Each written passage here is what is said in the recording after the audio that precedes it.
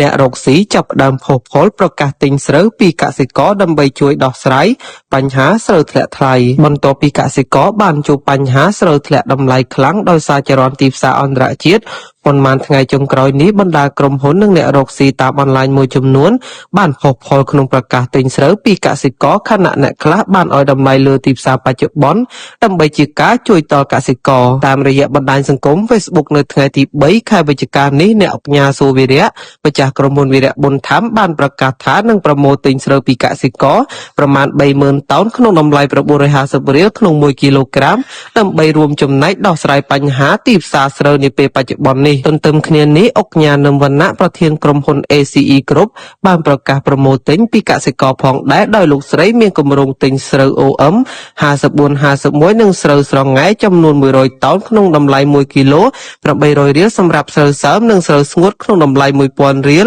ក្នុង1គីឡូក្រាមសម្រាប់នៅវគ្គទី1ដើម្បីចូលរួមជួយដល់កសិករខ្មែរការចូលរួមជួយទិញស្រូវនេះគឺលោកស្រីយកទៅចែកជូនបងប្អូនវីរៈកងទ័ពជួរមុខក្នុងម្នាក់ចំនួន25គីឡូក្រាមចំណែកលោកស្រីត្រីរណាក៏ប្រកាសជួយទិញស្រូវកសិករក្នុងតម្លៃពី800រៀលទៅ1000រៀលក្នុង1គីឡូក្រាមផងដែររីឯក្រុមហ៊ុនស្រាបៀរកែងស្បឺកដែលជាក្រុមហ៊ុនផលិតក្នុងស្រុកមួយបានប្រកាសពីគំនិតដូចដើមគួរឲ្យកត់សរសើរមួយដោយសម្រេចចិត្តទិញស្រូវពីកសិករខ្មែរក្នុងបរិមាណរហូតដល់ទៅ100តោនក្រុមហ៊ុនវឌ្ឍនៈក៏បានប្រកាសជួយកសិករខ្មែរទិញស្រូវចំនួន100តោនក្នុងតម្លៃ 1000 រៀលក្នុង1គីឡូក្រៅពីបណ្ដាក្រុមហ៊ុនអង្គការនិងអ្នករកស៊ីតាមអនឡាញទាំងនេះក៏មានបុគ្គលផ្សេងទៀតប្រកាសជួយទិញជាបន្តបន្ទាប់ផងដែរ